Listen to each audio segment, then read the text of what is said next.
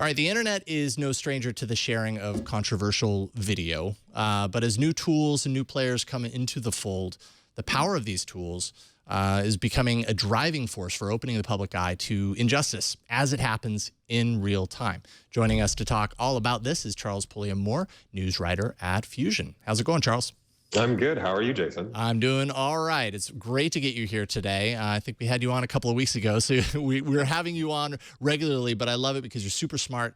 Particularly, I think this is a very interesting and kind of a devastating story here. First of all, tell us a little bit about Philando Castile and what happened last night. Right. So last night, not even 24 hours ago, Philando Castile and his girlfriend, Diamond Reynolds, were pulled over in what should have been a fairly routine traffic stop. Officers, this is in St. Anthony, Minnesota, pulled them over to let them know that they had a busted taillight, asked them if they knew that the taillight was broken. They both said no.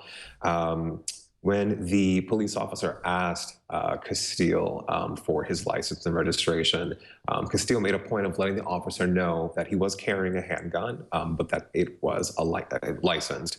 He let him know that he needed to reach into his back pocket to get his license and registration to show it to the officer. And apparently what happened, what we actually see on video, is the police officer panicked and shot Castile in the arm. All the while, Reynolds is live streaming the entire exchange with her phone while their 4-year-old daughter is in the back seat.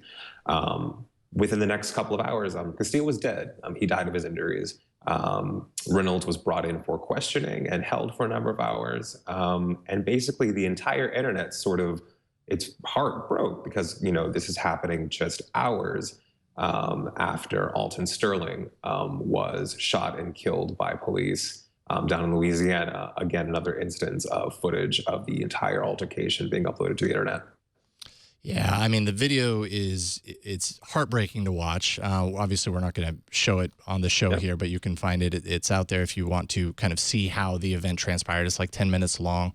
And then shortly after it hit, or at least a little while after it hit anyways, the video disappeared from Facebook. I think there were like 1 million views at that point. Exactly what happened there? So like you said, about an hour after the initial video went up, all of a sudden it was pulled down from Ms. Reynolds' page. A number of news outlets, granted, this is all happening late at night. So there is a sizable audience that has been watching the video, but it hadn't actually gotten to the critical mass that it has in the hours since then. But of course, there's journalists who are up who are looking for these things. And we notice that the video goes down. People reach out to Facebook to inquire, what happened. And the explanation that we were all given was that there was a glitch of some sort. At some point, during the night, the video just disappeared from her page. The video was shortly thereafter put back up, and it raised a lot of questions as to the nature of this glitch. When we reached out to Facebook, they declined to comment exactly what happened. What kind of glitch was this? Typically when you have a glitch uploading something to Facebook, it's like something went wrong with the upload. Not like once the video has uploaded, it suddenly disappears altogether. And what a lot of people have been doing since then is reading into the specific language that Facebook provided to a lot of media outlets, asking what happened to the video. From the outside, it really does just look like Facebook pulled the video down, specifically because there have been other instances in which Facebook has pulled down content that it's been deemed inappropriate or offensive, or that has just been reported to their moderators by users. Right, right. Now, obviously, it's not outside of Facebook's power to moderate the content, the video, that hits its service. They've made plenty of comments and made many actions on video content that involves terrorist actions, that sort of stuff. And I think the big question that's kind of built up around this is whether a company like Facebook is the right entity to decide what is worth staying and what goes. I don't know. What do you think about that, Father Robert? Yeah, I mean, we're in weird waters here because you have a company that it's entertainment. Facebook is entertainment. It's a way for you to connect with friends and family, but with the addition of some new features, and now we're not just Facebook, we're talking about any company that allows for live video streaming, You go from being an entertainment source to a potential news source, a potential important news source that can give you real time from the field video, audio, and you know, tweets, whatever it might be, and then you have to start asking, okay, if I'm no longer just an entertainment company, do I have a responsibility that would normally be reserved for a news agency? And if I have that responsibility, what are the things that I must do in order to you know, give that responsibility the resources it needs? This is something that Facebook and Twitter with Periscope and anybody else is going to have to figure out, because there will be more instances like this where we see very, very questionable things, violent things, and they can't just pull it because it's been flagged. Yeah.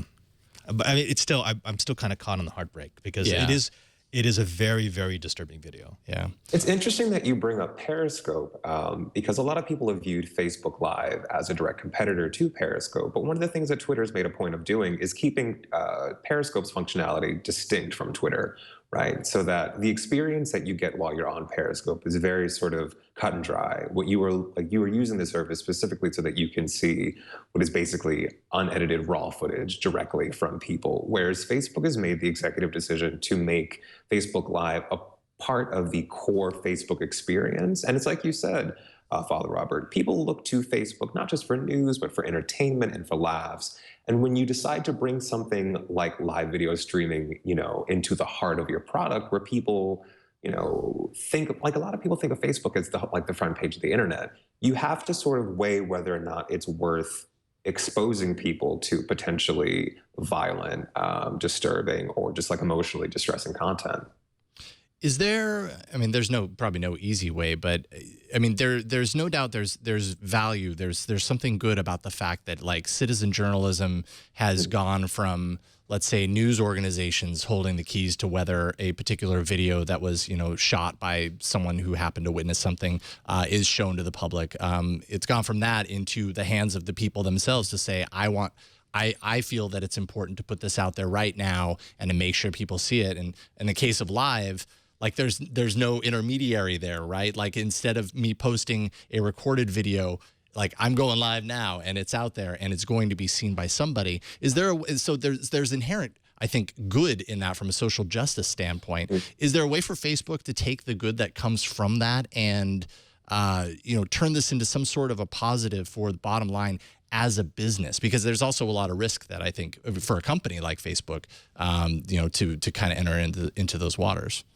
You know, legally, I don't know if we have the ability to do that yet, because companies like Facebook, like YouTube, like anyone that's going to offer you live streaming, they operate under a very strict set of rules that are set forth by the Telecommunications Act and by the DMCA that don't necessarily take into account that the content that might be going up could be socially important. It's always, well, if there's a copyright claim or if there's a flag, you can cover yourself by taking it down until you figure out whether or not that's true. Versus what citizen journalism should be, which is, this is the raw, unedited video. There is no reason why this can't be up. It may offend sensibilities, but it's important that this is up. Yeah. Fascinating. I don't know what more to say about this. Do you have any kind of final words on this, Charles? Because it's just heartbreaking on one hand, but then empowering that we're even talking about this, because I feel like incidents like this have happened repeatedly, and yet they don't get seen, they don't get known about. And if any good can come out of something like this, it's the fact that the tools have enabled people to kind of spread this information so that it doesn't hit the gatekeeper and not be seen. Do you have any kind of final thoughts along those lines? I think that it's really important, or just interesting to think about the ways in which, the reason specifically that these videos are going up is because of how Facebook has become a central part of how so many people use the internet. I don't know that if Facebook had spun live video out into a separate product, if people would be as inclined to use it, if only for the fact that it's just as simple as you opening the Facebook app, which everyone does all the time, and there's just a new button there. If it was something like opening a separate application, who's to say whether or not Diamond Reynolds would have been able to capture this? She's spoken about how, you know, she did this as her phone was dying.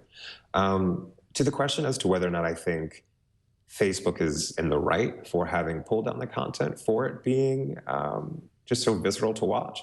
I come from the school of thought that says that we are better off just for having the ability to see it. Sure. You know, the psychic trauma that one might experience and seeing something like this autoplayed on their timeline is outweighed by the fact that if we didn't have access to it, there is no way that Diamond Reynolds, her family, all the journalists who have poured their time and energy into covering this, there's no way that anyone could challenge the very sort of non-committal, vague description of the event that the police department has put out. And I think that to that end, ultimately, you know, the price that you pay for seeing something negative is ultimately worth paying. Yeah.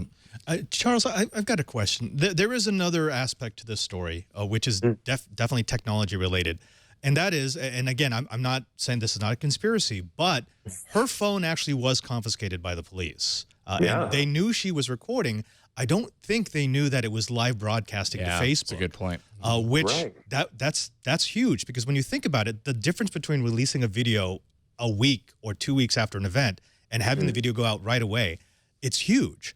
And you know, this could be one of those things where you were talking about features, the new Cop Stop app, where it just automatically starts broadcasting. So it's automatically connected, it's automatically pushing video and audio, so that even if something happens to the device, if it gets destroyed, if it gets stolen, if it gets confiscated, the evidence is up there. It's already out there. It's already in public record. You know, are we headed towards that? Will people just start recording every possible interaction they have with law enforcement?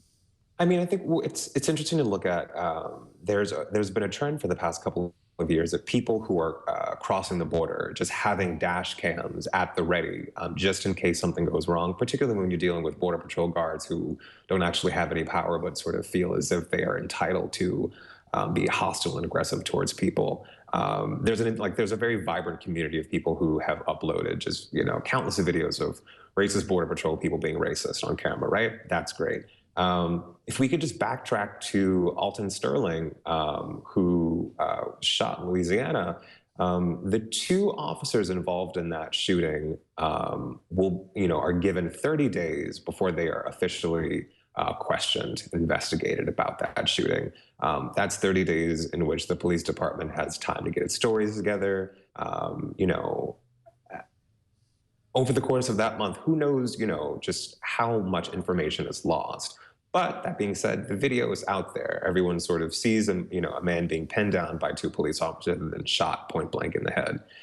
It makes it difficult one imagines that it will make it difficult to accept any story from the police department that does not gel with what is there on the footage. And I think that ultimately, that's a good thing. I think that live streaming really does represent like a paradigmatic shift away from, let me record my video and then stop the video. And then if my battery dies, if my battery dies, my phone is confiscated, it's gone. Now we're at a point where it's just out there. It's just live, which gets you into the space where you have to ask, well, who's hosting the video? In my ideal world, there needs to be a platform that just sort of becomes the default where people just upload things and they will know that it's just not going to go anywhere. It's just going to be there.